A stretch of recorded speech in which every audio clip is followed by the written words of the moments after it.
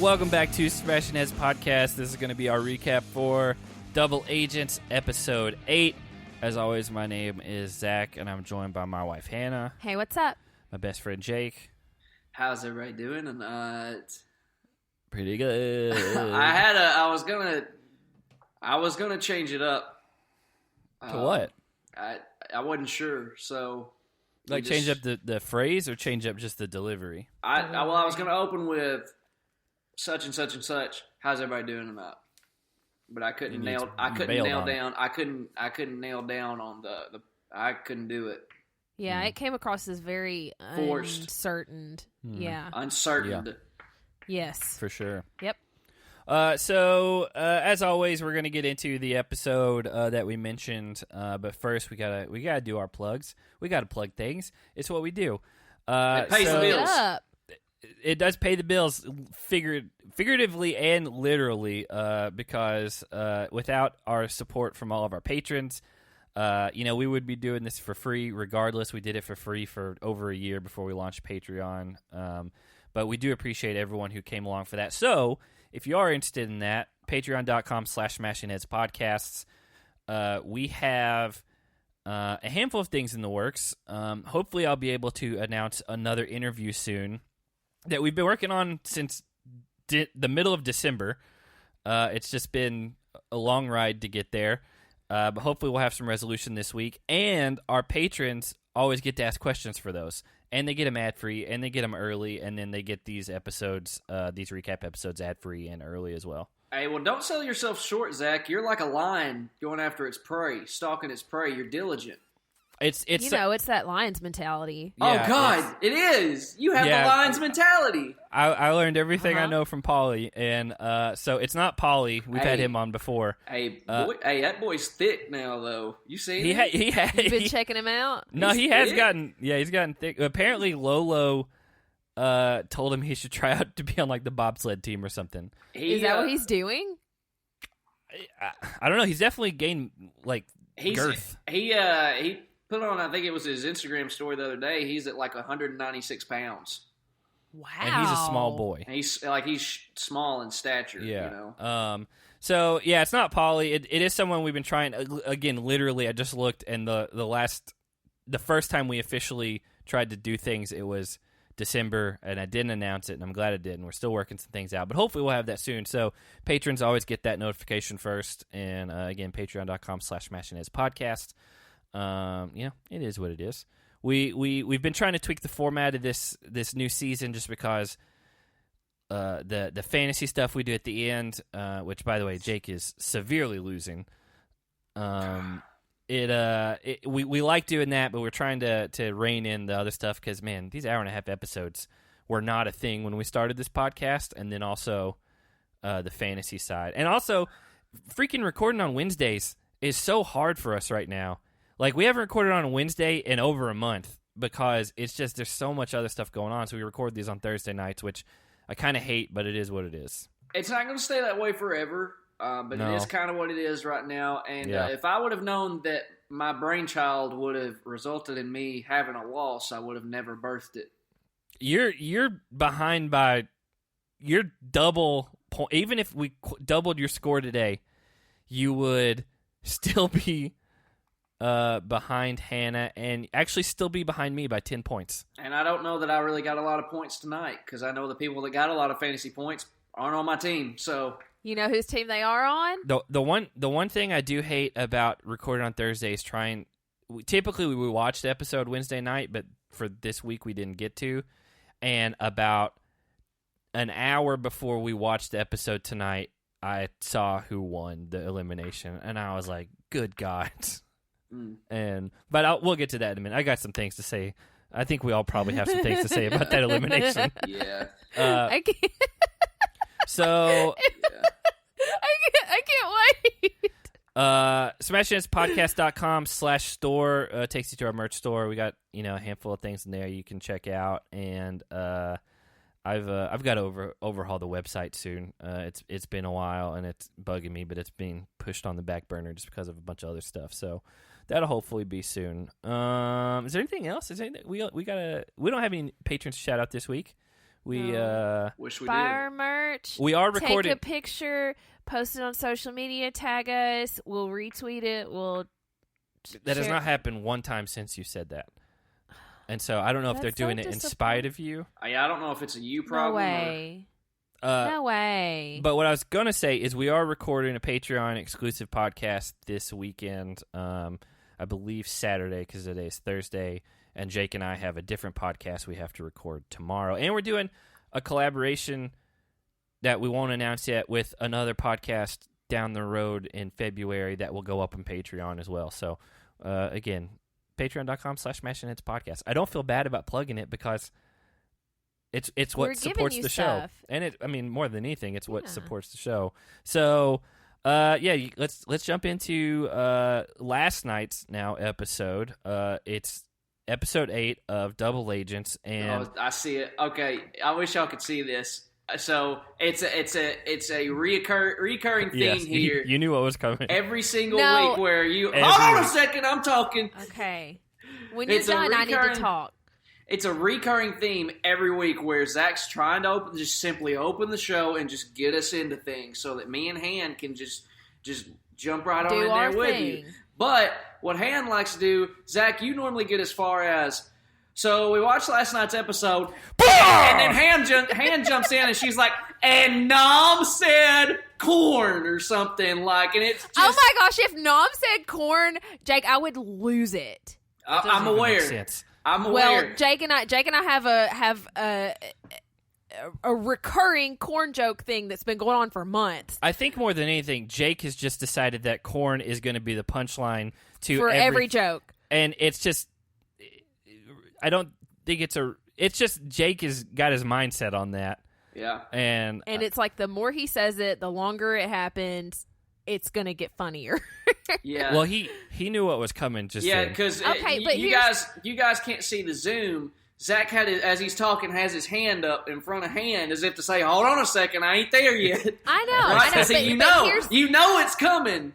But here's the thing: it wasn't coming this time. He put up his hand as I was leaning away from my mic because it's after 11 p.m. and I had a crazy super early morning. It's been a long day, and I was leaning back to yawn, and I didn't want it getting in the mic. I wasn't even looking at you. He raised his hand as I moved back. I was not about to interrupt. But I was fighting it. I wasn't even looking at you, but I knew it was going to come, and Jake knew it was going to come. It wasn't coming, though. Well, you've conditioned us both to think that because it's been going on for so long. Like, I was trying to get into the first note, and typically... I was trying not to interrupt your first note with my yawn. Well, good God Almighty, that's the first time.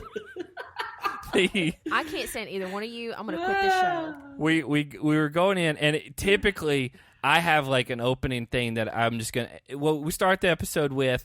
But usually it's like I'm just like passing along, and then like a freight train, it's bam, and then she says the exact same thing that I have that I was ramping up to say. Right in the butthole. Sure. Ew. So this episode starts with a Huey Lewis and the News song, "The Power of Love." I had to check and see if I was watching Back to the Future. That isn't Back to the Future. You're right. Yeah, that's a good song. It's a solid, like, it's a great song. Huey Lewis, they're pretty good, just for like 80s pop music, or because they're not really rock or anything. But basically, the episode starts, that happens, and then it kind of continues the trend that we've heard where it's 80s music this whole season, essentially. And Cam, because she just won. Leroy just won. She basically decides with Leroy that they want to send Teresa in because she doesn't trust her. It seems like most of the house is turned on Teresa. Her partner just went home in Jeyyy, and I've got some things to say about that. Comparing last week's elimination to this week's elimination, it couldn't be any more opposite. And again, we'll get to that in a minute because there's some things definitely that need to be talked about. But she wants to throw Teresa in. Teresa's probably on the outside of every alliance at this point. However, for her pulling that move and her partner going home and all that, she really wasn't involved in this episode at all. Like, I don't remember. No, enough that you would almost kind of forget she's there. I don't remember anything other than, like, one confessional where she was talking about. But after that, Nam and Lolo are talking, kind of trying to strategize, but they're still kind of button heads. And CT just kind of pops in and is like, good God, guys, get it together. If you guys would work together and figure this out, you guys would win dailies. You'd take care of stuff because everyone's afraid of you. Mm-hmm. And I was like, yeah. I was like, well, the reason that they were arguing was Nam had told Lolo that for whatever reason he really trusts Leroy and Cam. And Lolo is like, that's not who you need to trust. No way. And he was like, well, I'm going to go to them and tell them that I want to go into elimination and get a skull. And she's like, they're not going to do that for you. And he's like, yes, they will because they're my friends. And she's like, she's frustrated because she thinks that they are going to, I don't know, like double cross him or whatever. And he's frustrated. She's just frustrated in general. Yeah, yes. Very thoroughly discussed that. She's frustrated with him. He's frustrated with her because he is just so pure and just believes everybody. I think he's almost naive in a way. And so she's frustrated because he doesn't see what she sees. And even CT said that, you know, he said that he understands why Lolo is frustrated, but he says obviously she's not going about it the right way because it's only frustrating him in return, and they're not covering, like, they're not making any progress there. Again, English as a second language with Nam. It's a new show for both of them, but she's acting like she's a vet on it. She's really not. She did the Champs Versus. And, like, again, like, I get why he would be frustrated working with her. She seems like someone who would be very tiring to work with. He said she's too dramatic. She is. Also, she's trying to seduce him since, like, week 1. And on top of all of this. Yeah. And so I do think they're a team that you could potentially look out for, except we get to the daily and then really only one of them showed up. And so we'll get to that in a minute. But again, CT's right. Like, physically, no one really wants to go against them because they're huge, like, collectively, and that'll come into play, you know, down the line. But that happens. Full transparency, the next scene I was a little checked out on because I was emailing back to try to set up this interview. So I missed some of it. I know that Devin was, I guess, talking with Kyle and basically wants Josh and Fessy to go in against each other. Yes, and then Leroy responded with, "It's time to make moves." Yeah, I missed some of that. I'm gonna show you. I don't know if you guys saw this on Instagram. I did, because Kyle shared it on Jake, his. Did you see this? Instagram story. I'm glad we're having dead air on a podcast that's not visual. Okay, yeah. Here we go. Okay, yeah. All right. Anyway, I was showing them what Devin put up last night where, you know, there's been a trend this whole season where the guys, especially Josh and Fessy, are wearing black turtlenecks with gold necklaces. And there's been actually a couple other people that have done stuff like that too. And so I guess Devin and Kyle decided that they were going to just start mocking it, and they're wearing white collared shirts with like a big necklace with like a little, I don't know, is it a pendant? I don't know what it is. It's not the same necklace. They're wearing the same exact shirt. But it's a different necklace. Yes, it's a different necklace, but it's almost like one of them had that shirt and they're like, oh, you wear it in your confessional too, and this will be funny. Yeah, they said. And it was. He said he's subtly been mocking Fessy and Josh the entire season, which is really funny. Devin and Kyle are two of the funniest people on television.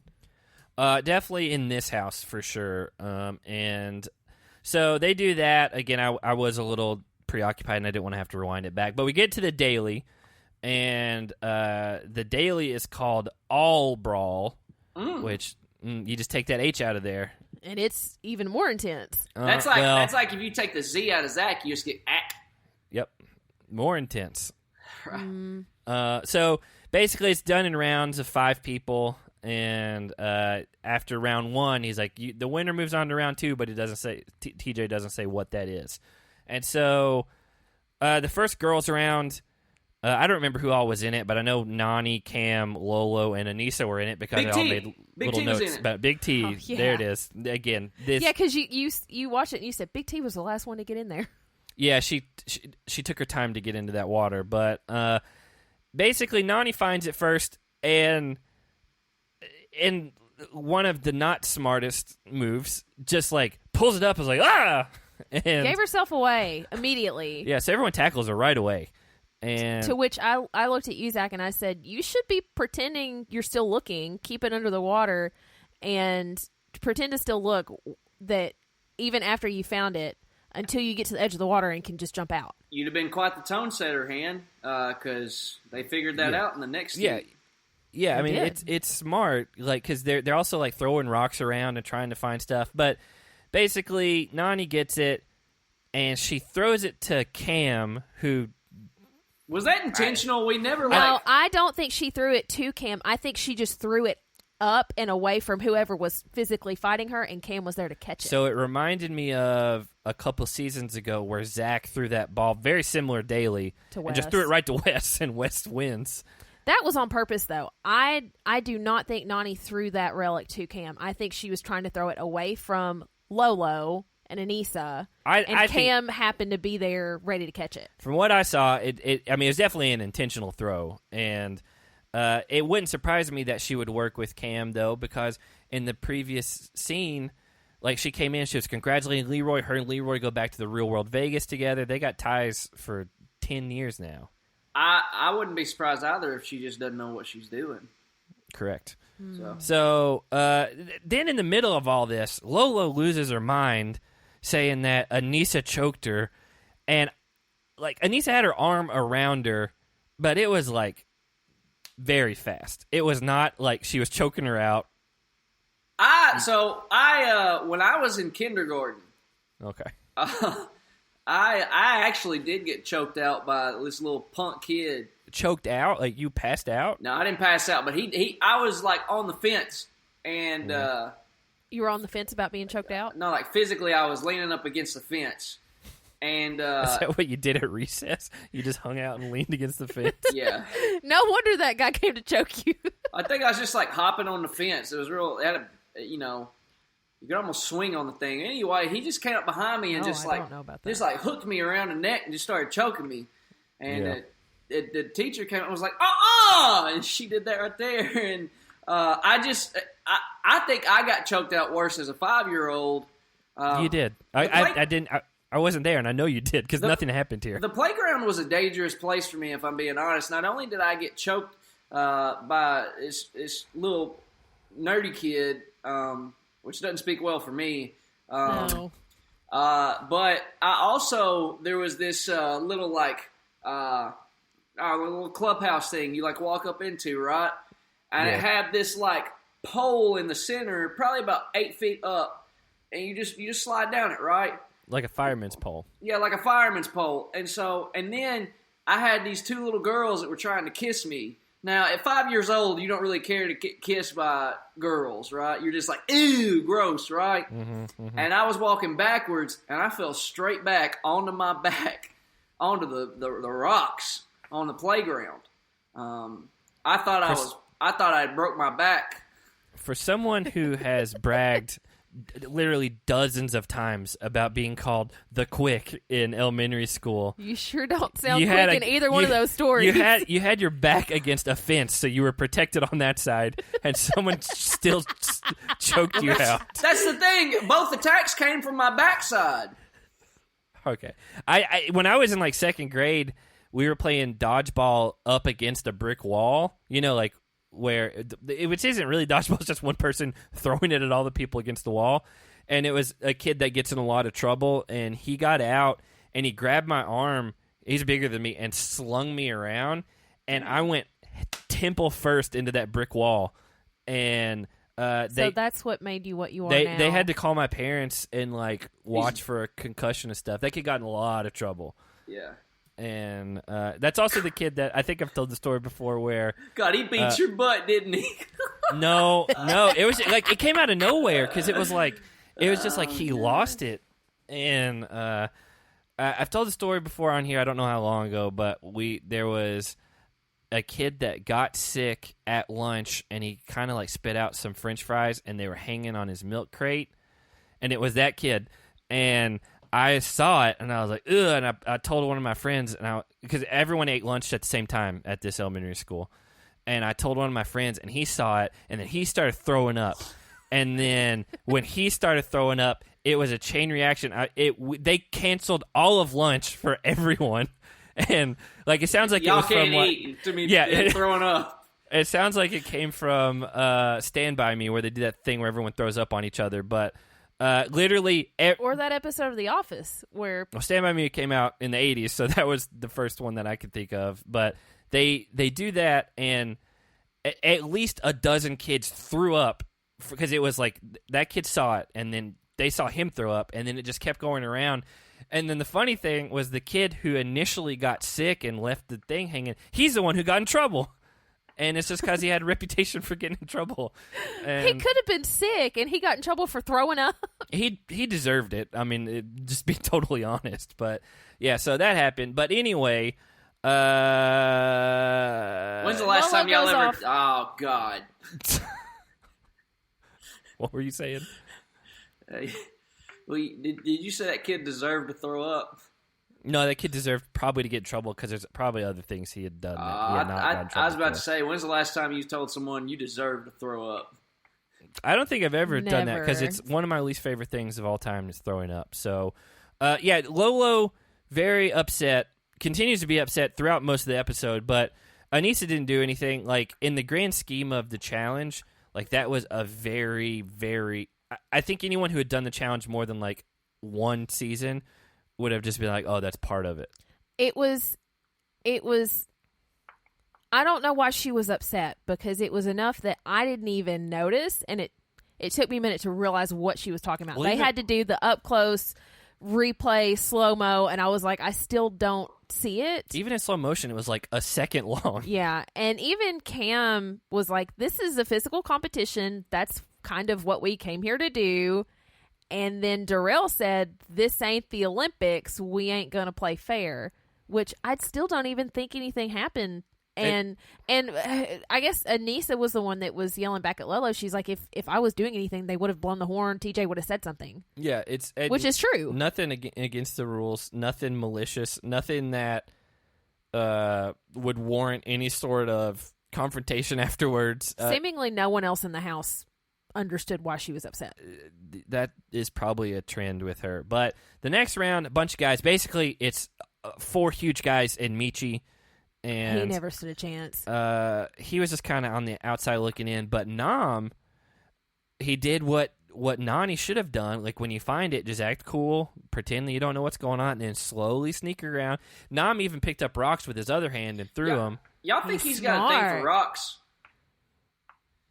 He's made a comparison of like being like a stone. Yeah, and gargoyles. And then before they started this heat, he was quoted as saying, "Let's rock." Okay, I didn't catch that. Oh, I gave him. He's got fantasy points for that. Okay, his consistency with rocks. Yeah, I mean, you know what? That's okay. It's probably a theme that only you have picked up on. Yeah, I did not pick up on that. Well, but for such a Nom stan, Han, I'm actually real disappointed in you. You must really be more pro Dunbar than you are Nom. Probably. No, because yep, like you can't even come up with one. At least with Nom's like social media, like I reply to some of his stuff or comment on some of his posts, and he comments back, which is really nice. To be fair, Dunbar's not been very active on social media or anything in general in a long time. I don't even know what his... don't toy with us, Han. You know. So, yeah, Nam basically works his way to the end because Josh and Fessy kind of like made an agreement that Josh is going to work like one side and Fessy's going to stand against like the finishing line. Yeah, because Josh can't do anything by himself. Exactly. And... Plus, Kyle kind of screwing around unintentionally helped Nam. It took attention away from Nam because Kyle's just being dumb. Yeah, and so Fessy's like a little distracted, and then Nom just slowly works his way to the edge until he's got a clear route, and then just runs right out untouched. And what a smart cookie! It was a really smart move. And then the next round, you didn't talk about him jumping into the water. What? He What? He made a big deal when we watched it about him sprinting and jumping into the water. It was like a big effect. Okay, because it was enough. I didn't really notice it. Okay, but I didn't talk about it because I've said many times since we've tried to reformat this show that we don't have to talk about every single thing that happens. We're going to talk about every single thing that happens with Nom. No. And yes, we do. Anyway, the next round, Teresa, she tries to do the same thing, but she's just grinning like an idiot. She's the worst at this. You knew she had it. Anissa, from the sidelines, like it seemed like everyone kind of knew she had it. And so they all just kind of tackled her. And interestingly, Gabby, who was one of the smaller people in that heat, just kind of saw it hanging out there when everyone was fighting and just took it and ran off. And, she won. And so good for Gabby because, I mean, she hasn't done, like, anything this season. Devin was really proud of her. I mean, it's his partner. Teresa, she just, it was just crazy to watch because acting weird and smiling like a psychopath completely defeats the purpose of pretending you don't have something. I mean, she wasn't doing it on purpose. Like, it's just... she was like her, like, all top and bottom teeth showing. That's what monkeys do to tell you to back off. That sounds like a Seether song, by the way. Pretending you don't have something. Okay. Y'all ever listen to Seether?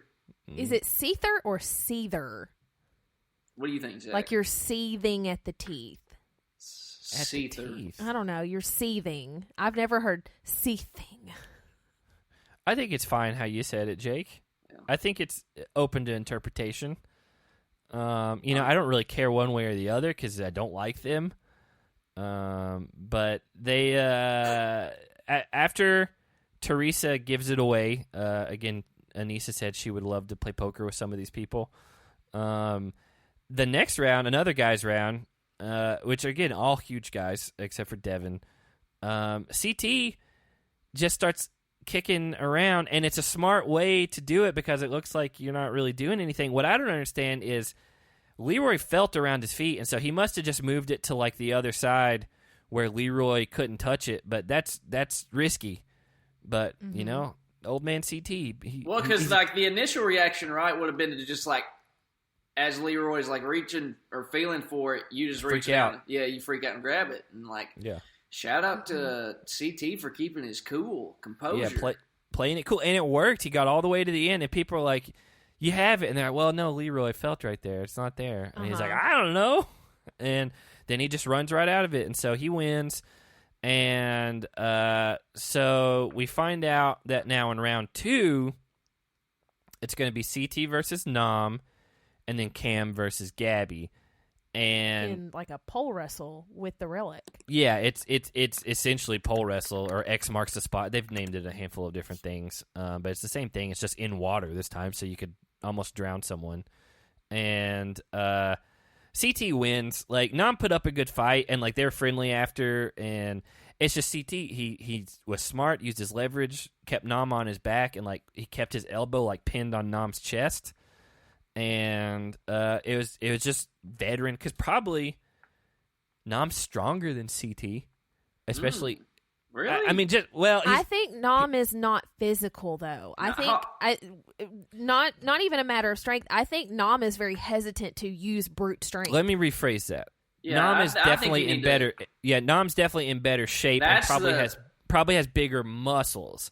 But CT's got that like old man strength. And there's a difference between like, because you can lift weights and like look great, right? Yeah. You may not actually be like strong. Yeah. And I think some people are just like naturally strong, like they're just born with it. Mm-hmm. I would say it's CT by far and away is the stronger one there. Nom looks better. Yeah, that's kind of what I was getting at. I kind of got ahead of myself, and I was like, we know CT's probably consistently been one of the strongest people in the house. I do think a lot of it still is that Nam is not a physical fighter, because even when he won his heat in round 1, he said that's how you get it done without getting physical. You don't get physical, you sneak out, and then you win. That's how you do it. Yeah, but in this one, like, there is no other option. Like, in the first round, it was smart. I know he didn't have an option for round 2, and I think he's not comfortable with it. It may be, and again, CT just being a vet knows, like, hey, I've got to do whatever it takes to win. I mean, Nam put up, a good fight, but CT just he's smart, and he knows how to use his leverage. I liked Darrell's little quote. He said, "Hello, Nam, welcome to the challenge," which I think this was a good full introduction to the challenge for Nam, because this was the first like actual major physical daily that they've really been in. Because I mean, they all wrestled each other off of a truck. It's true. Yeah, but it was just like one person. Well, I guess this was one person. Peanut Butter got her arm broke. I know. And somebody else Liv broke her shoulder. Or I was thinking back to, what was it, last week's daily, where it was all 5 of those guys on that thing and nobody wanted to touch each other. Yeah, like again, that was dumb. That was awful daily. But again, I think he's just uncomfortable with physical confrontation. And let me rephrase that. It wasn't an awful daily as far as setup wise. It was awful because none of the guys did anything. So Cam killed Gabby. Like, it's not even close. Cam was going to win. She almost drowned her. That's a smart play, by the way. If you were the bigger person, scare them to let go. It's not against the rules. Or just drown your competition. So Cam destroyed it, and then round 3 is, well, now you and your partner, because obviously they're not going to put CT against Cam, even though that would be a closer fight than some of these other ones. And so it's you versus your partner, and when that happened, CT was just immediately pissed, which I don't blame him. No. He fought hard to get there, and then all of a sudden they're like, hey, well, now Big T it depends on her, because you have to win both rounds to advance. Yeah. Which is... Yeah. Yeah, because Cam, Big T's just not going to beat Cam. Ever. Kyle... CT even said that to her face. And I don't blame him, because here's, like, the thing is, Kyle and CT's going to win most of those. But there's a chance Kyle could pull one out, whatever. He's wily and he's long. And CT is older. He can tire out. The problem is CT knows Cam is never going to lose to Big T in anything physical like this. And he knows what the game is. He's already done it. Mm-hmm. And so there's not a chance of a fluke thing. And so it's done. Like, I told Hannah, I was like, I wouldn't be surprised if CT just lets Kyle win, because if they keep resetting over and over again, it's just going to be CT wasting energy. And so he's upset. Cam wins the first round and then immediately apologizes to Big T, which means that she took it very light on her and was not even really trying. Uh-huh. Which, I mean... Look at the two. There's no reason for Cam to go all out on her. There's no reason for Big T to be on this show for a competition setting, and I don't care what anyone says or how much people like her. She is never going to win anything that has any physicality. She even said that she felt really bad about this because she felt like she was only holding CT back. She is 100% the reason why they could not win today. And I think CT was mostly okay with being partners with her up until this point. This is when you realize you need to be really careful about who you choose to be partners with. Well, he didn't choose her. He got stuck with her. He didn't, but this is a very clear red flag for everybody. If you have a weaker partner, they can hold you back like this. Yeah, again, CT would never choose Big T. The problem was he just went with Ashley over Cam, which I don't blame him for going with Ashley. But he fully regrets it now. Yeah, I mean, just because, like, again, he got screwed over from the beginning. But, like, Big T, again, nice person. People love her. Apparently entertaining. She's not ever going to be a threat. We said she needed to be the host of Entertainment Tonight. I think you may have said that. I didn't say that. We didn't collectively say that? No. We didn't all She come does up with need it to be together. a host of something. She could be like a host of like a challenge after show. I don't think so because she doesn't have any knowledge of the challenge. But like she Devin at least competed, like that's doing all these stuff now. Devin has hosting career and Devin Simone. She also has competed for like 4, 5, 6 seasons, something like that. And she made a final. final. Yeah, they didn't win. No, but she made it. And so like she made 2 finals. I don't know Didn't about she? that. But anyway, like Big T is nothing to the challenge, and people are going to get upset about that. You said that in a mean way. She's not. Like she should be on another show. It's just it is what it is. If this was the challenge in 2003, completely different scenario. But the amount of physicality and stuff you're at right now, she doesn't even want to do stuff like that. Like she did not want to go against Cam. She did because there's some girls that are small, or even guys, but they're like, "Screw you, I'm going to take this T." That's not Big T. No, she's not going to get psyched up and then work herself into like going after somebody. And she entered this round 3 against Cam already defeated. She had already accepted defeat. She already knew. I don't blame her for that. She knew there was no possible way she was going to win. So, like, I don't know. Yeah. It was really sad. Kyle wins his round, but again, like I think after you struggle for a little while, if you're CT, you're just like whatever. Like best case is we're going to keep resetting. Big T's going to keep losing, and Kyle and I are going to keep going until one of us gets hurt or. We're just going to be super tired, and there's no reason. Because both people on your team have to win. Yeah. And he knew, he said to Big T that she was not going to win. So what's the point in trying to beat Kyle? And even Devin, he said that he really thinks that a deal was made right before the horn was blown. And no, that wouldn't surprise me either. No, that wasn't it. It was he just didn't think CT fought for that. I don't blame him. Yeah. Like I think CT put on a show, which I even wondered out loud if he would do that and if he would throw it but not make it look like he threw it. And then immediately after in a confessional, CT said that for Kyle next time will be for real. Again, it's a lose-lose for CT. The only thing you've got going is you can be like, oh, well, I beat Kyle a bunch until my partner just gave out, and then I couldn't do anything anymore. So it is what it is. He had no way to win. Big T in no reality is ever going to beat Cam. And this wasn't even this in physical stuff. We don't know about her how good she is at puzzles. If Big T went up against Cam in the elimination tonight, she's not winning that. If Big T went up against Cam in any elimination, you are almost 10,000 to 1 odds on Cam, no matter what it is. There's a chance that maybe Big T could pull some miracle, but Cam, we talked about it last week or 2 weeks ago. Her record is insane, and this was basically a small elimination against probably her worst opponent. And again, it just was useless. So we'll be right back with more challenge talk. And we're back, and I almost forgot to do that commercial break, so I wanted to get that in there.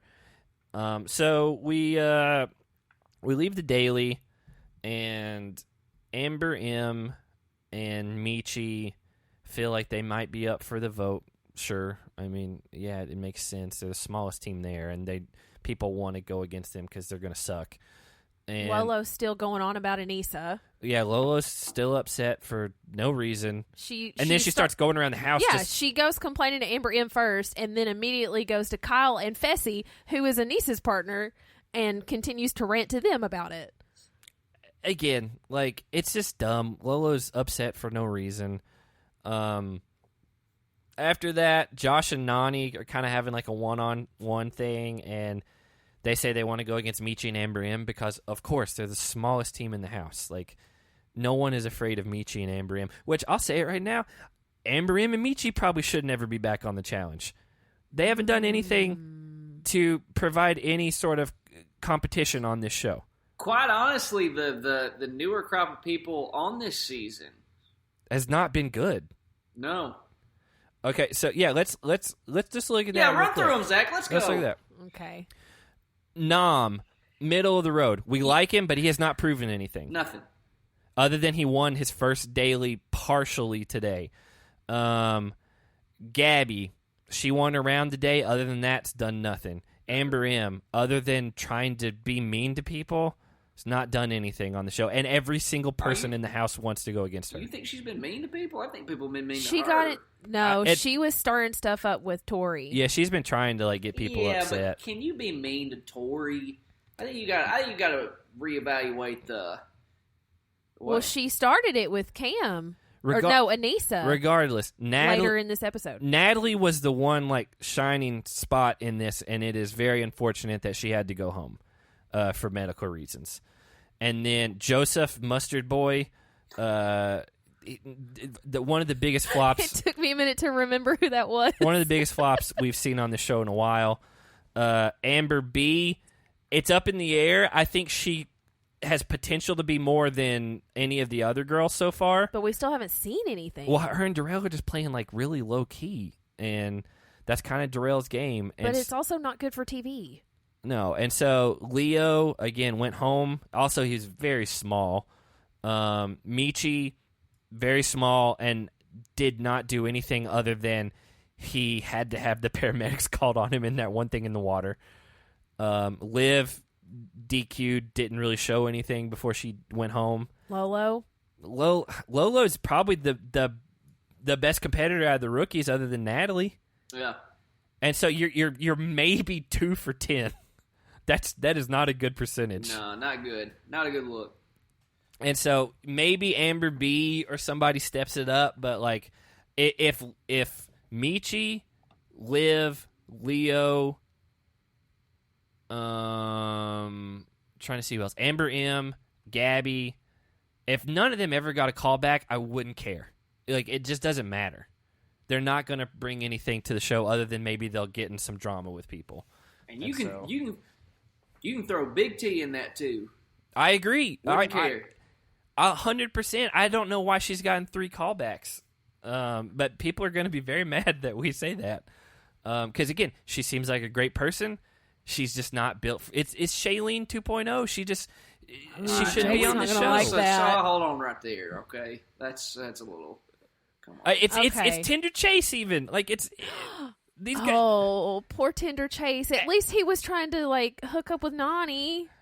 It didn't go. He was well. trying really hard. Anyway, there's people who are just not made for this show, and although we really like this rookie class coming in, I think for the most part it is really flopped. Yep. And competition-wise, which everywhere-wise, they ain't even fun to watch. No, not really. And as the show progresses in the direction that it's going, they're calling in more professional athletes and Olympians. I mean, it's more very strenuous competition driven, so you need people that can at least keep up. We've had better rookie seasons from people I don't remember what season it was. Maybe in Final Reckoning or Dirty. I don't know. Whatever, Faith and Angela Babbix or whatever, when they were a pair, they at least won some dailies. And they were tough. Angela got mad that they threw a pillow at her face. And Faith was used to be in the military, so she's a hard hitter. There's people who are no longer on this show and haven't gotten callbacks that were way more equipped for TV stuff. And I'm not using them as the reigning example, even Natalie and Pauly. Well, yeah, I know they're not your favorite people, but they at least were competing. I don't think that's fair to Pauly to put him on the level with these people. No. I'll give Pauly a lot of crap, but I mean, he does compete. Yeah. I mean, he just, I'm saying in addition to Angela and Faith, that they were, he's a tier above them. They were, yeah.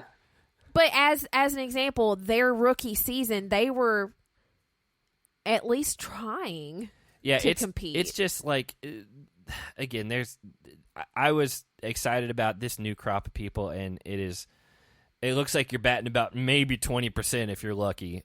So after Josh and Nani decide they want to go against the really weak rookie team, Kyle wants to send in Fessy because, of course, and Cam's not really down for that, but maybe he calls himself Agent K-Dog.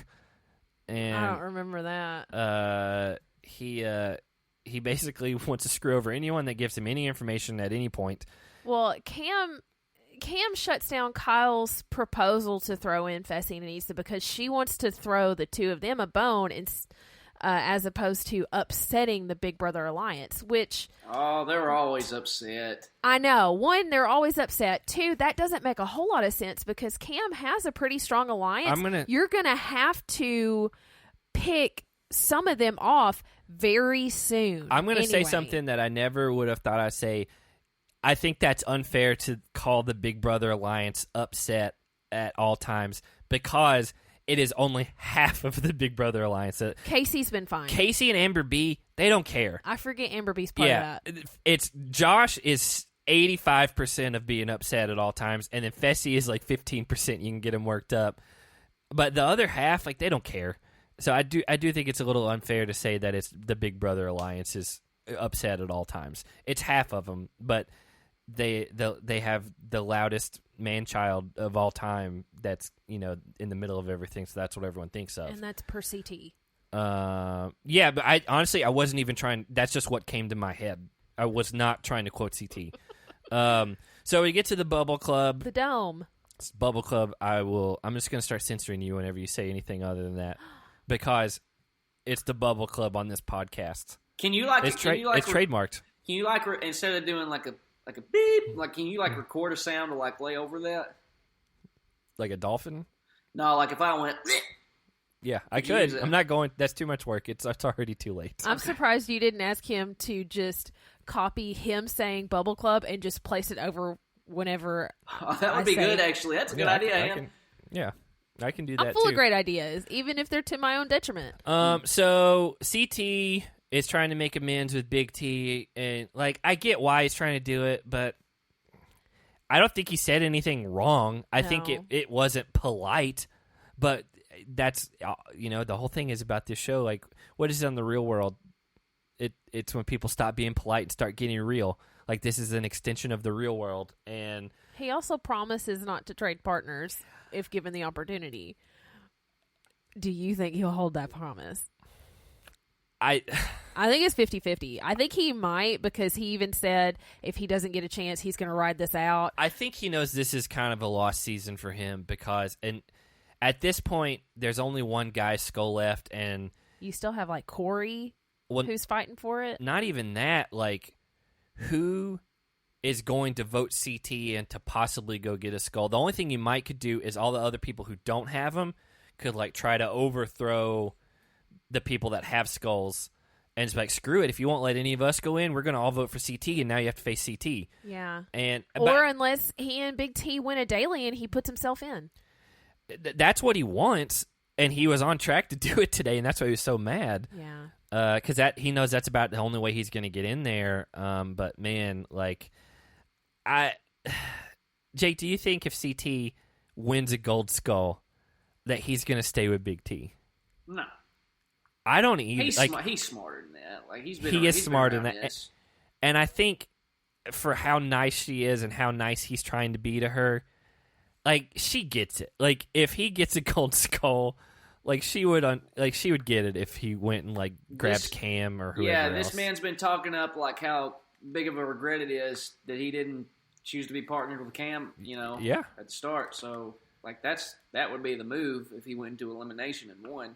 Yeah, that's the move for sure. Because again, Cam is very physical, and also even though people have not liked her as much this season with the way she's done interviews and stuff, she's very calculated in how she approaches the game from a political side. She's not just physical. That's calculated with a K. She's smart. Calculated Cam. Yeah. That's a good one. So Kyle tells Amber M to get Fessy and Anissa voted in, and then she'll be safe.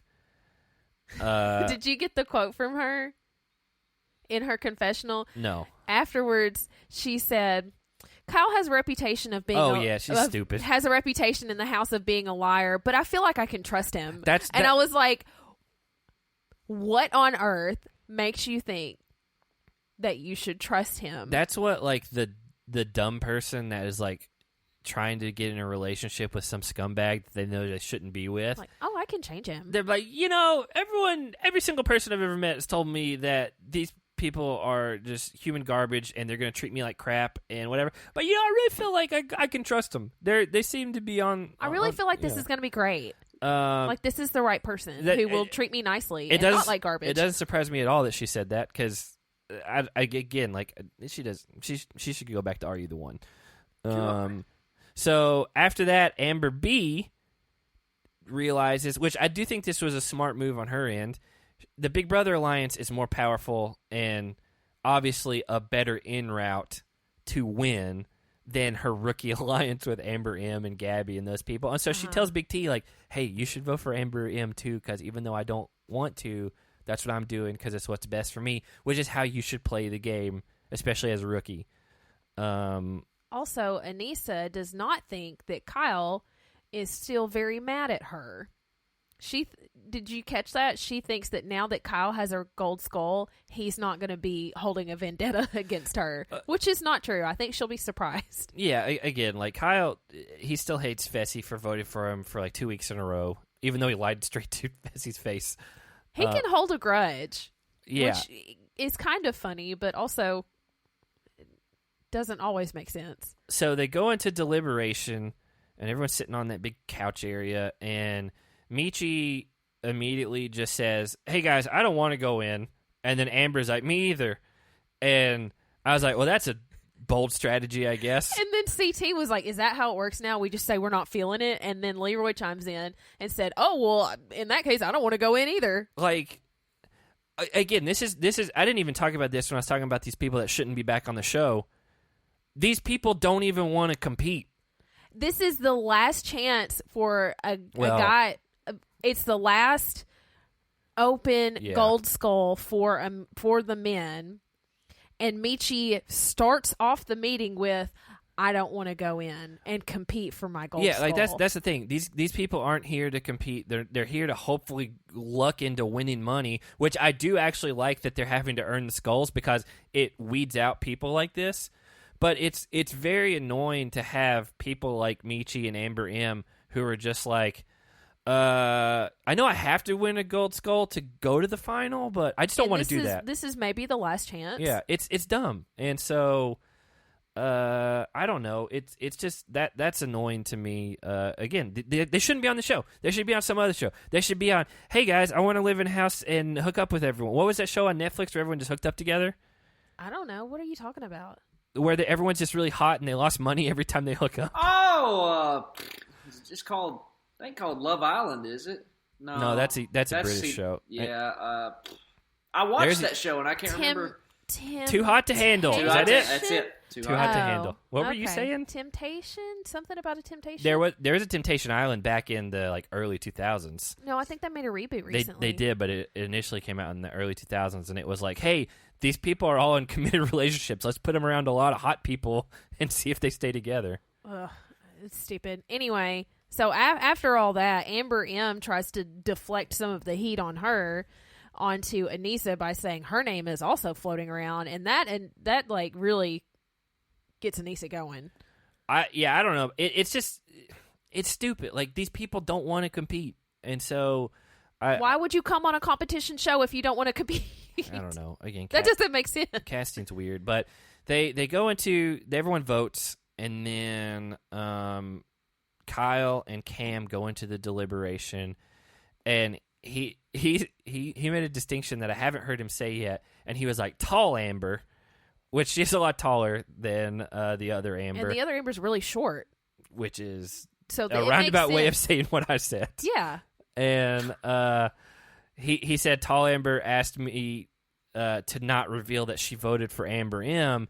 And then it showed one-on-one. She's like, hey, don't tell her that I did this. And then he said, on the other hand, Amber M said, hey, specifically let me know if Amber B voted for me. And Cam is like, well, that's wild. And he's like, yeah, no one else. Only if Amber B voted for me.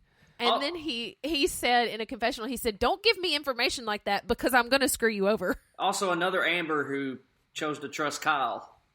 Yeah. Yeah. For no reason. That doesn't make any sense. I get they're rookies, but I mean, Amber B. Well, I guess had Darrell done a season with Kyle? I don't think so. I don't think so. No, because Kyle didn't come around till a little bit later.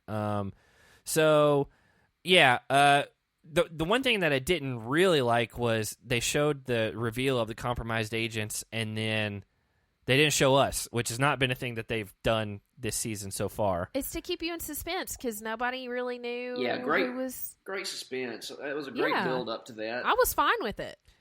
For Michi and Amber, yeah, that's the thing. Yeah, why? if it was the build up, I was really hoping it was going to be Fessy and Anissa. That's the thing. Like as a good payoff for if that. it's a big reveal, sure, but the weakest team in the house got voted in. Big surprise.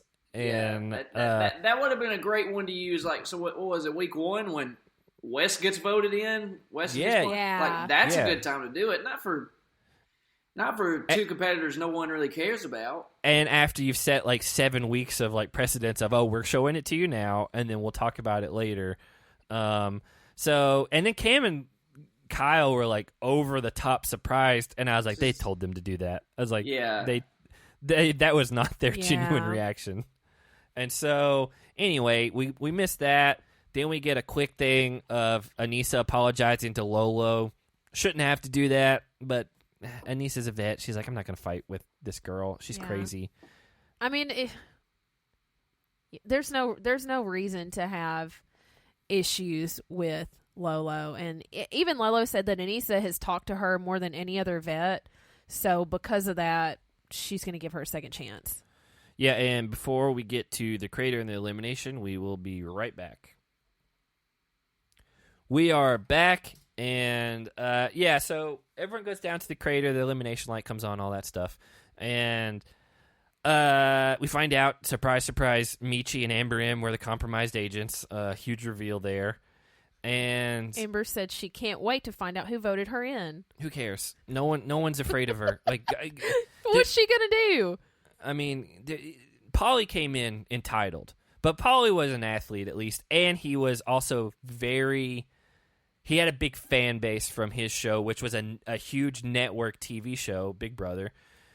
This girl was on a dating show on MTV that we cover this world, and we didn't even know who she was before she came on the show. What was the show?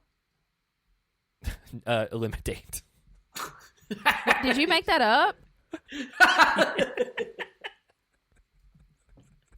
I wouldn't know. I don't know what she's from. Are You the One? I said earlier she should go back to Are You the One. Oh. Eliminate wasn't even... It was on like the CW or something. When you said that, I thought about the intro because they'd have the voiceover go, Eliminate. Eliminate, yeah. I actually made Hannah watch some of that on YouTube not too long ago. Oh, man. You did. It's it is awkward going back. Okay, that's our next, Patreon...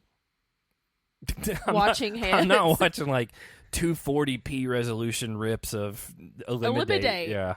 I would probably do some next rewatches if we could find that. Oh somewhere. yeah, love that show. Yeah, that's the show. We or can maybe Date My Mom. Yeah.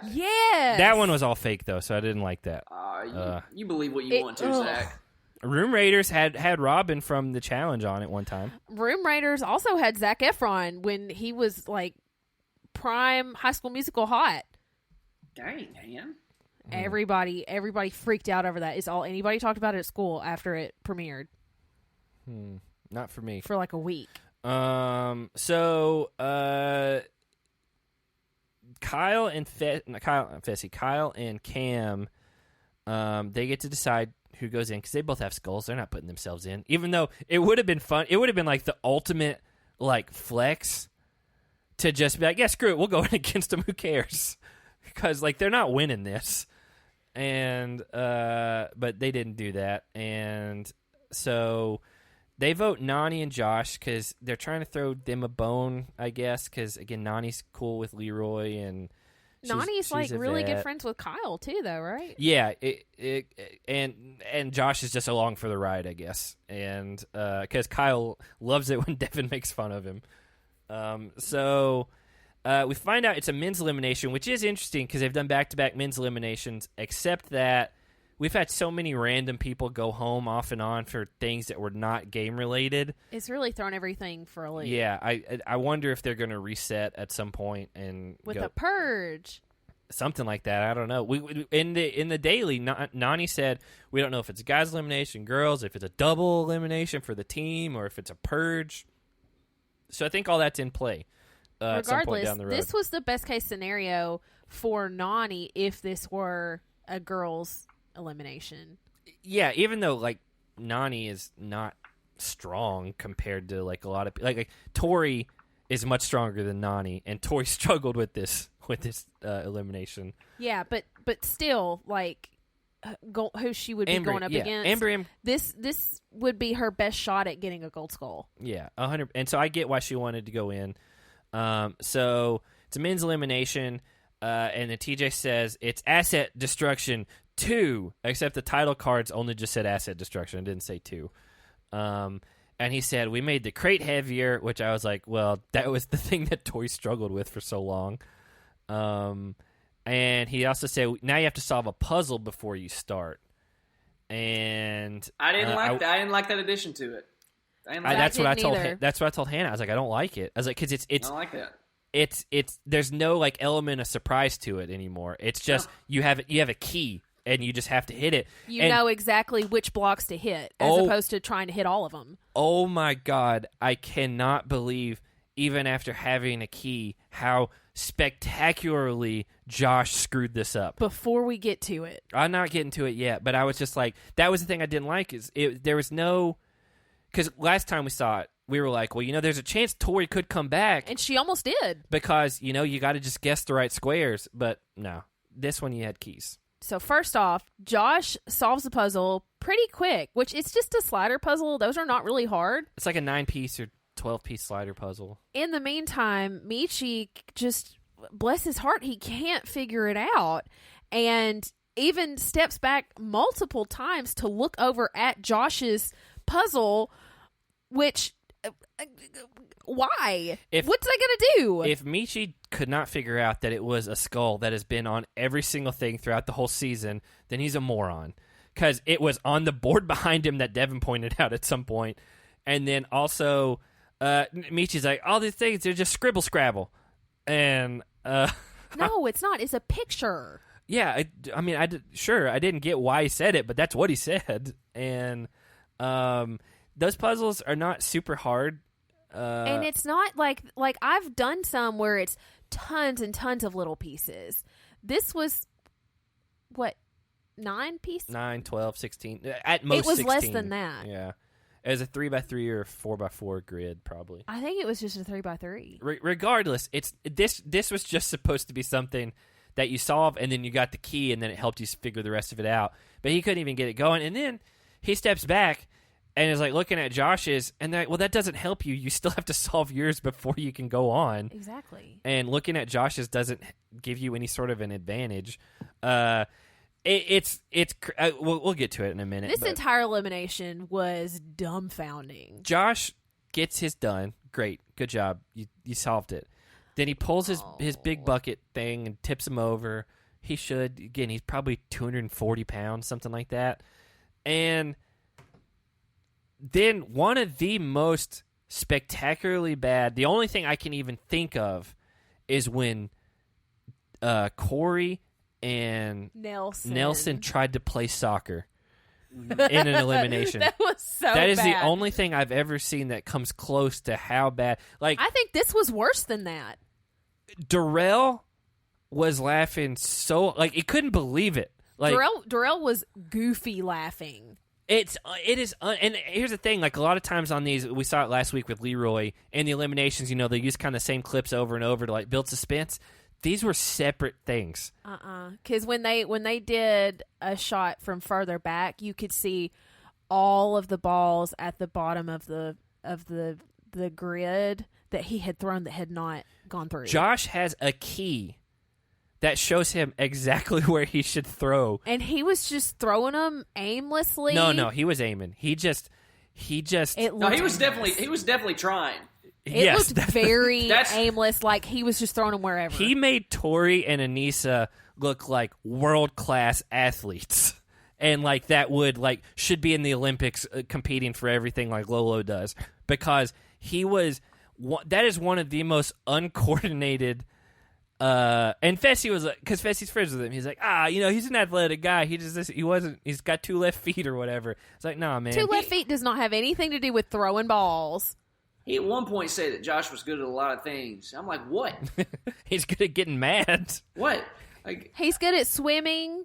I guess. And he lives in Florida. He's good at slider puzzles, I guess. He has a key. That's what's so crazy. He had a key to show him exactly where to throw these. And I'd say, like, conservatively missed not even breaking anything, at least the first 6 throws. It was more than that. I'm trying to be like, give him some credit. Like, I think it may have been more, but. And it's not even like he was like throwing, like chucking them to break was it fiberglass? Is that what it is? No.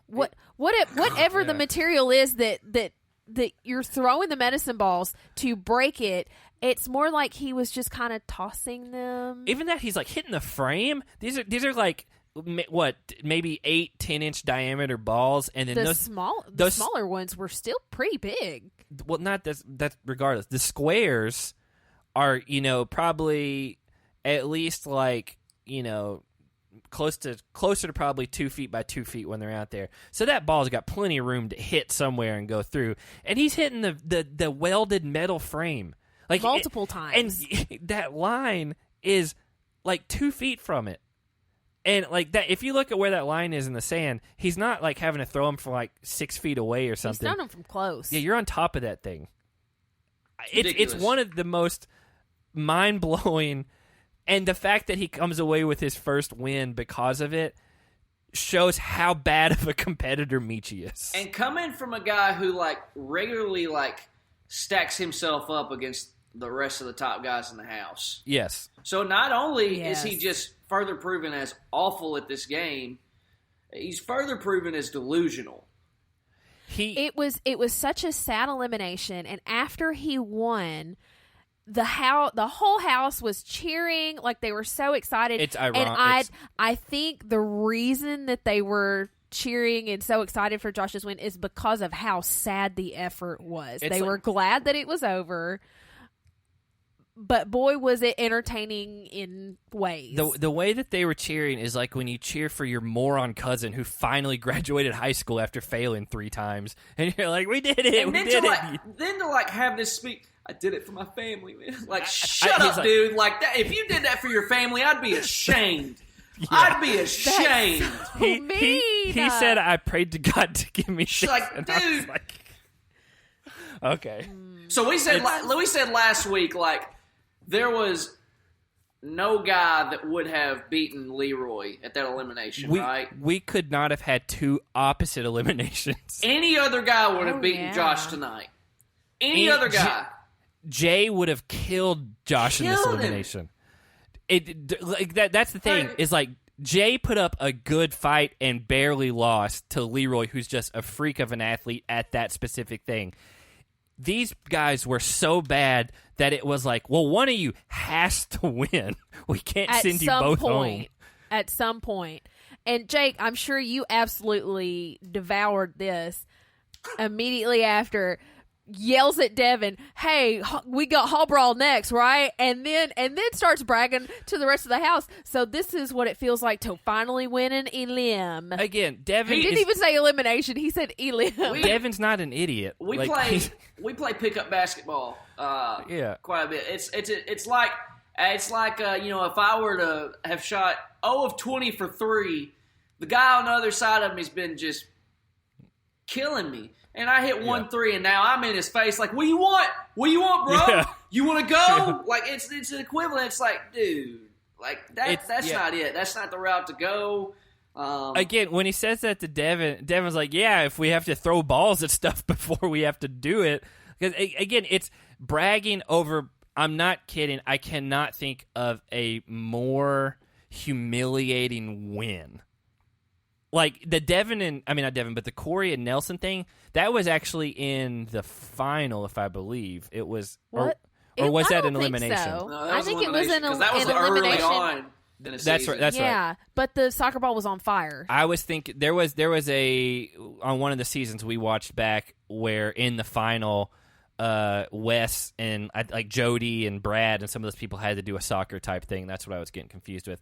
Regardless, other than maybe that one, but those guys have proven that they're actually good competitors. And at least the soccer ball was on fire, so you could say that they were a little worried about kicking it. I mean, it was bad, but like it was bad. It was bad, but I think this was worse. This is the most pathetic win I think I've ever seen that I can remember. And of course, it's Josh.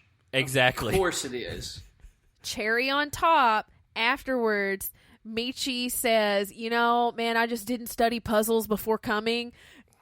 Can you study slider puzzles? Is that a thing? I mean, you could do them, but it's stupid. This is not something that you say, oh, I didn't do well because I didn't study for it. I said all that stuff about Michi, about how he shouldn't get a call back because he just is not built for this show. That was before this elimination happened. After this elimination happened, this guy gave one of the worst competitors of all time a win who he is never going to let anyone hear otherwise. The end of it. Michi should have to pay everyone who watched this episode money somehow, because so Jake, you remember Alan Aguirre that we met in Nashville at Challenge Mania in Nashville? He does a lot of writing for the challenge. He put up a poll last night that said Challenge Double Agents Episode 8 MVP, and then he had the options as Josh, Cam, Kyle, or other. Jake, guess the percentage of people that voted Josh. I don't know. I wouldn't be shocked because there's some people out there that really like Josh. Versus Cam, Kyle, and other. By the way, 603 people voted on this. I don't know, 8%. He got 5% of the vote. He tied with other. Cam got 49, Kyle got 41, and Josh and other tied for 5% each. Yeah. Out of 603 people that voted on that. That's how it's so infuriating. Like, man, if I was Jeyyy and I watched this episode, I would be so mad because he went home, and that's how the challenge works out sometimes. But that kid gave it everything and would have beat any other person but Leroy. And Jeyyy crying after being sent home, it made me uncomfortable last week. But why'd that make you uncomfortable? I don't know. I think it's just his face, his crying face. It's like Kim K's crying face is not fun to watch. Anyway, his crying, it was more heartfelt, more genuine, more just. Yeah, it was real. No. Like he fought. No, Go. Josh's was very real. Yes, I agree. Josh's was very real. Like those tears were real. That emotion was different. real. In Josh's mind, he just was a Kingslayer that took out the top competition of everyone that's been there, and now he is untouchable. Do you think he's thinking it was like last week's elimination where he's Leroy and Michi is Jeyyy? Every single person that does not have a skull going forward is going to want to call out Josh. Yep. Over Devin? Yes. Yeah. What are you talking? Yes. I just want to make sure you think that too. Devin has taken out Johnny Bananas and Wes. And, like, again, Josh also, is much bigger physically. Devin's not an idiot. Exactly. Yeah. And, like, it's not even close. Josh will probably get in another fight with somebody. Anyone who watched that elimination that doesn't have a skull, if you're Darrell or Corey or any of these guys, you're like, yeah, I want Josh. You're like, that's who I want to go against. Yeah. It was Darrell laughing. It's not that he was, like, making fun of him. It was like he was so genuinely shocked that someone could be that bad at what was in front of them. And he was so entertained. He thought it was so funny. We had to watch Josh, like, constantly, like, have to compose himself and talk about not panicking against Michi, who didn't even get the puzzle solved. Yeah, at the end of it, by the end of it, he still was working on that puzzle and still was not there. And Josh is still, I just have to not panic. I can't. And it's like, what? What is there to panic about? I mean, man, guys. I don't know. I'm serious. I don't know how any of you guys, like, if you're listening, like, I don't know how any of you guys sit back and be like, man, Josh is so, like, I don't get it. Then this is all, again, I feel like we have to reiterate this. This is all within the context of the challenge. He's probably a great friend. We are not talking about personal stuff here. This is the challenge. I don't get it. I don't understand it. But again, I love having him on the challenge because it's so bizarre to watch. Even on his Big Brother season, he won, but it was from what I gathered, because I did not watch it, they voted him to win just to spite the other person.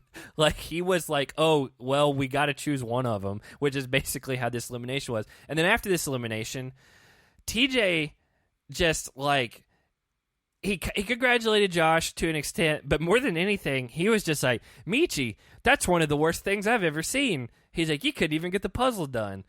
And he's like, you're a nice guy. We'll hope we see you back someday. But no way. I was like, TJ just straight roasted that kid before he left. Yeah.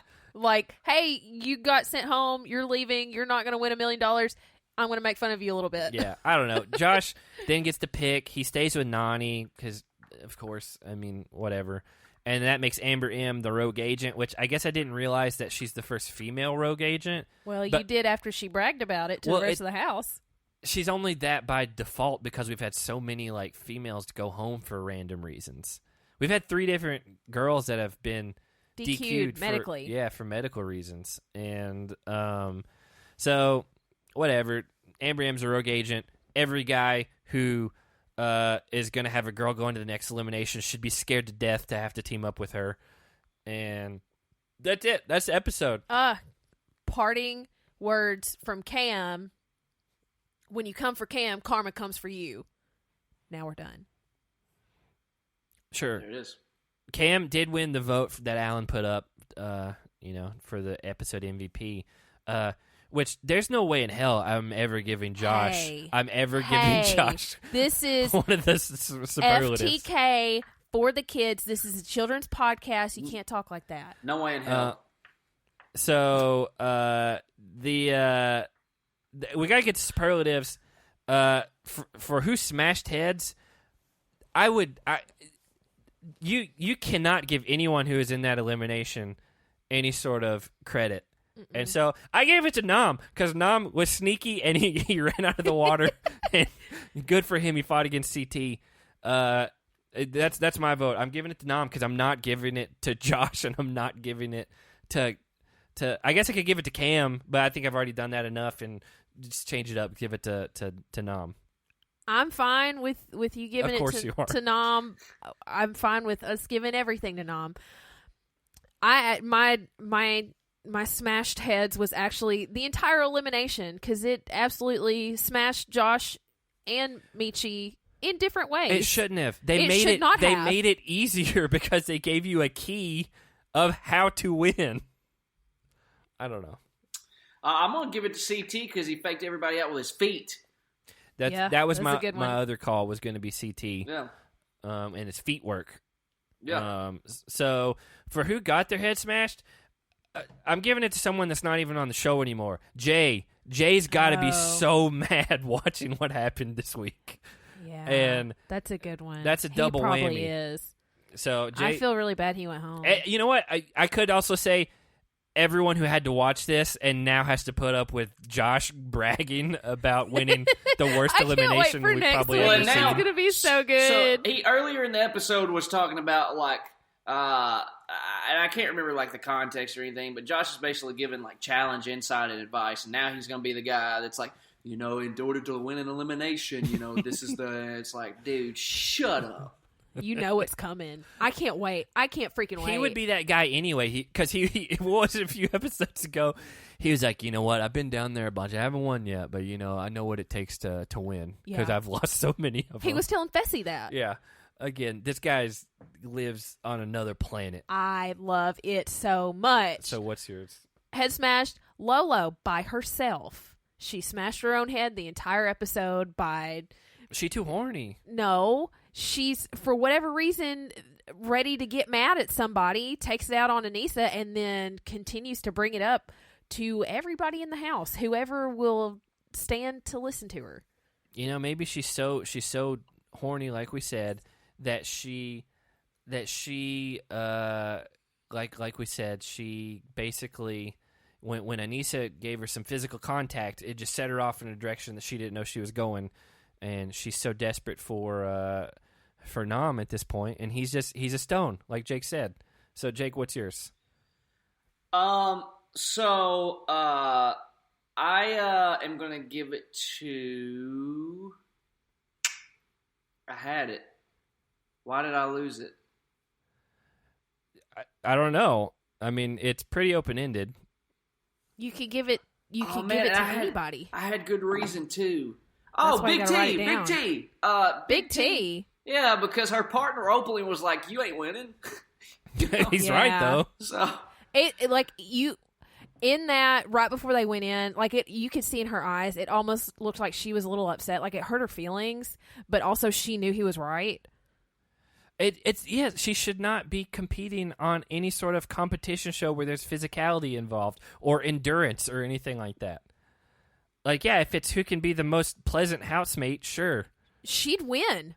But she'd win all the money. It's that's not what this is. And so let's get into our song of the week, and I gotta give a shout out to the Spotify algorithm.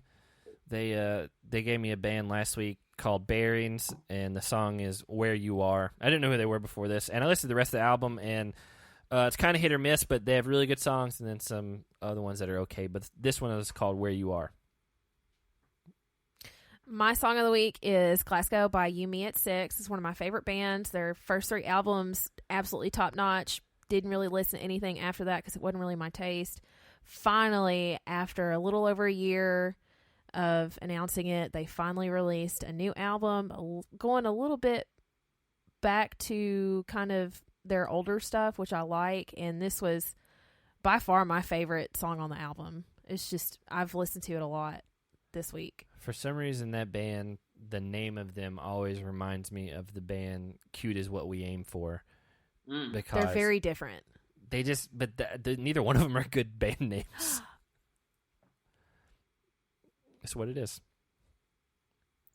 I'm going. Era is about to drop a banger of an album. They've been dropping some singles. The song is called "Divisionary," and what's that? I was gonna say, can one week you just say you just want to have the entirety of Jock Jams as your album? Yeah, I can do that. If you want to see like stellar musicianship, go watch the music video that was dropped for this song. This guy's doing. So the guy that does like the clean vocals is the lead guitarist too, and he's doing some of the stupidest stuff I've ever seen while also singing. It's like the Fall of Troy. It's wild. It's crazy. I don't know how he does it. I don't get it. So yeah, I don't get Era, it either. Divisionary. All right. Well, we will be right back, and we will have all of the fantasy stuff. We are back, and oops. I clicked on my phone. I clicked on Spotify because I had it open to remember the band name. So Jake, let's go ahead and let's try to blow through these. Let's get them points. Yeah. Let's just blow through these. You guys ready? I'm ready. All right. Cam kisses for Leroy. 5 points for Leroy. Okay, that's kissing Cam. 5 5 points for Cam. There we go. Okay. Dancing Nani, 5 points. At one point she started dancing. I don't remember why, but Dancing Nani, 5 points. Okay. Let's see. You know what? 5 points to Nam because he misses his friend. He says he's got to do this for Jeyyy. Let's see. Michi still doesn't know what is going on. -5. Josh giving challenge insight and advice. I want to give that a -10 because no, yeah, that's just goofy. I agree, especially considering what comes later in the episode. He ain't the guy. Big T is excited to get down and dirty. 5 points, which was a lie. Yeah. Let's see. Let's see. At one point, as Nani came up with the what was it called, a relic? Yeah. Mm-hmm.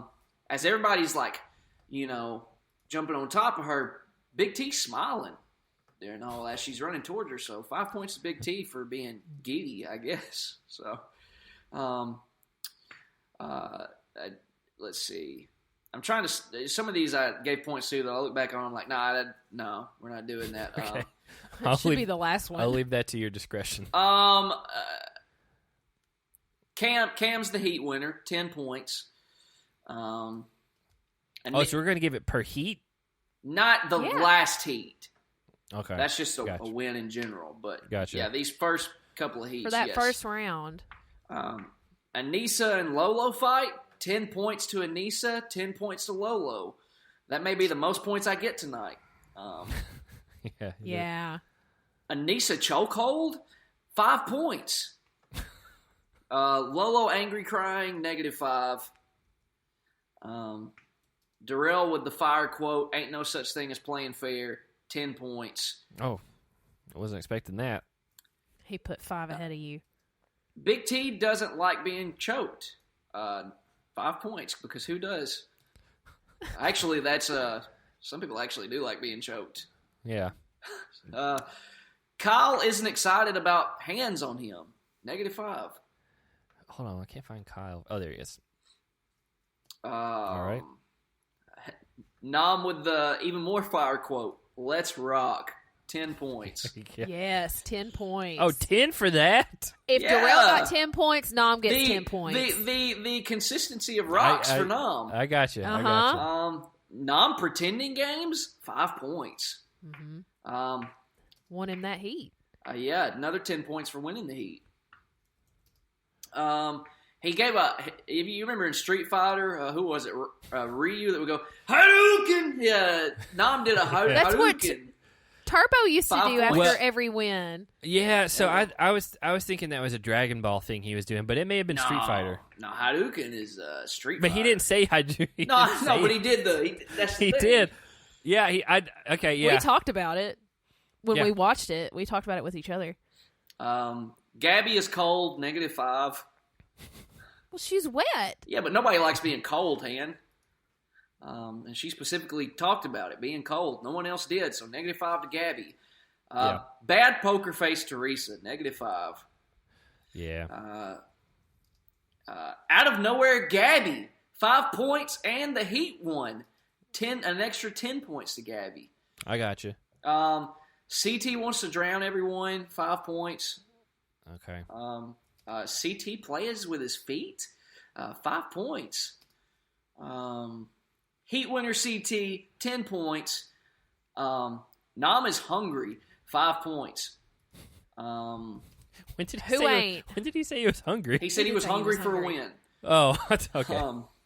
I thought it was just like in the middle of all that. He's like, I'm hungry. Which I want one of those P3 packs. Yeah, we'll get to Nam's hunger later too. Okay.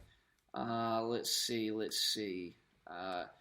Heat won that, or CT won that heat, another 10 points, and Cam won the heat against Gabby, another 10 points there. Big T has to face Cam, -5. CT's angry, 5 points. He had a reason to be. I actually kind of chuckled at once CT they did that little confessional with him and Big T, right? And he right before he walked off, he spit on the ground and walked off. He did because he was so mad. And then Big T looked at the camera and just cheesy grinned, here we go. And so I thought that was funny. 10 points to Big T for smiling in the midst of the pain. Yeah. He was spitting mad. Apologetic Cam, 5 points. Kyle overcoming the odds, 5 points. Whether it was intentional or not. Yeah. 25 points each to Cam and Kyle for winning the daily. But Devin is suspicious, 5 points. For Devin? For Devin. Amber M's an easy target, -5. Agree. Lolo wants to throw hands, 5 points. By the way, we didn't talk about that. Lolo is an Olympic athlete. She's not going to get in a fight with someone over something like that because it could legitimately ruin her career. Yeah, she even said, she's like, if I wasn't in this house, I would throw hands. Yeah, that's a lie. No way. She should lose points for that. As they were walking into the Bubble Club, Kyle says, "Come on, losers, follow me." 10 points. He said that to CT and Big T. You know what? 10 points to CT and Big T for a piece for supposedly riding it out. Yeah, which again, I think we all agreed that's not going to happen. Josh doesn't care who he goes against. He should. -5.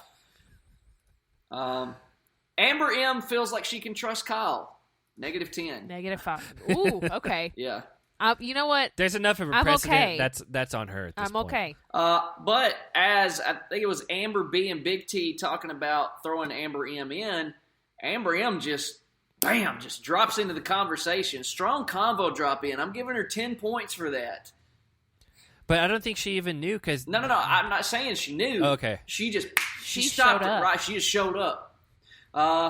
Michi doesn't want to go down. Neither does Amber M. -5 for their weird little approach to that. Both of them.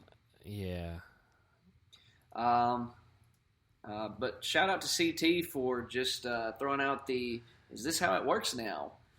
question. 5 points to CT. All right. Amber B trusts Kyle to keep a secret. -10 to her too. Yeah. Agree. Kyle discourage it and says he will screw you over. 10 points to Kyle for just self-awareness. Yep. Lolo cries in real life. 5 points for being open about it. We reward transparency here. Okay. Anissa promises to keep it below the neck. 5 points. Yeah, which is such a weird thing. -10 to Amber M and Michi for being compromised. Michi did hit us with the "I'm way athletic" quote. 5 points. Did he? He's about to lose a few here. Yes, he did. He was already at -20 before that 5. Kyle didn't know Josh had a brain. 5 points to Kyle. He said he thought it was the size of a peanut. Josh can't throw. -10. He should actually use points for every single throw. You want to give him -15? That was bad. I think it's deserved. You know, because he's going to get 50 for the elimination win, which even if he wasn't, I would not argue with the -15. I really wouldn't. 50 points to Josh for winning the elimination. -25 to Michi. I debated, we can talk about this, giving him an extra 10 for his first elimination win. But considering how bad it was, I don't think... no way. Yeah, okay. And I want to give an additional -5 to Michi for not even completing the puzzle. And then being like dogged out by TJ. Kyle had a great Josh impression after he won, so 10 points to Kyle. He did. Michi with the quote, "I really was trying." -5. No way. No way. Josh, when posed with the idea of compromising another team and taking another partner, said, "There's nobody else I'd rather be with than Nani." -5 to Nani. -5 to Nani, yeah. Not Josh. I was going to give it it's the same difference. 5 points to Cam. When you come for Cam, karma comes for you. And then the episode was ended with Nam still saying he was hungry. So 5 points to Nam. He's consistent. And that is it. Those are your fantasy points for the weeks. Brought to you by Chick-fil-A. Eat fresh. Oh yeah, I forgot there are sponsors now. Chick-fil-A Eat fresh. So yeah, we let me add all this up, and we will be right back. We are back. Thank you, Chick-fil-A, for all those sponsors. Eat fresh. And so I've done the math, and another bad week you for did me. it right, because last time you messed up the math. No, I did it great, and honestly, man, it's two swings in the opposite direction. I mean, I think Hannah might have had the biggest single scoring week that we've had, and Jake, I think you have the lowest single scoring week we've had. That's great. You know what? I can actually compare because I have it all written down. Let me go up here just to double check all that. Yeah, it's crazy. Like week 1, 30, 35, and 25 were the points, and it is so far beyond that. I had a 0 in week 2, which was the current leader for lowest. Actually, Jake, you've beaten yourself 2 weeks ago. My God. Did I get negative? You did. Hannah does have the biggest single scoring week we've ever had. So she had 175 points Holy tonight. crap. Tonight only. I did not think it would be very much because Josh got me mostly negative points. No, he didn't. He got 50. He got 50, but before the 50 was negative 30. He still ended up with positive 20. Wow. And so... I still just didn't expect much. Yeah, so, I mean, the main thing was you gave a lot... Kyle got a lot of points. Kyle got her 60. Cam got her 60. Nam got her 40. And the main thing is she just hasn't had anybody go home, which, again, continues after this week. And so, like, Jake and I have only a handful of people to pull from to get points, and she's getting points. She got points from every single person except Corey tonight, in some degree. And so it's just going to keep adding up. So she got 175 for the week. I ended up with 70 for the week. And Jake, you ended up with -5 for the week. You had -15 2 weeks ago. Oh, God. So, by the way, we weren't sure how all this was going to work out. Clearly, sticking her with Josh has benefited her more than it's hurt her. But we both decided that we all three decided basically the last person is going to get stuck with Josh, and she got stuck with Josh. And I was like making fun of Jake because I thought Jake was going to get him. Ironically, our last 3 picks, Anissa, Big T, and Josh have all scored pretty well, just based on these fantasy points, not based on what they actually provide competitively. Right. So, yeah, Hannah is very much in the lead with 585 points. I'm in second with 450, and Jake, you are in third with 180. That's great. Here's the thing, like we found out 2 weeks ago, it can change pretty quickly because Zach, you said something happened last week, or like if something had been a little different last week, you would have surpassed me. It was 410 to 380 after last week, and then this week just went crazy. Jake's has almost no chance at this point. None of my people provide they're gonna have to win. Wes, Ashley going home twice, Tori, those all are gone fast, and those are big hitters. And then Darrell, your number 1 pick, has not done a lot, and Lolo, your number 3 pick, hasn't really done much. And so, yeah, I mean, that's what it is. Michi killed you tonight. He got you -50. Good Lord. And he had 1 positive score that you gave him, and then 6 negative scores. So, it is what it is. Jake, you're currently 5 points ahead of what Hannah scored for the entire week. Okay. And for your whole season. That's great.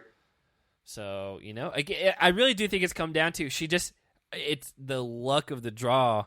She's had just no one go home, and so she's just getting points from all kinds of sources that we just don't have anymore. So, it is what it is.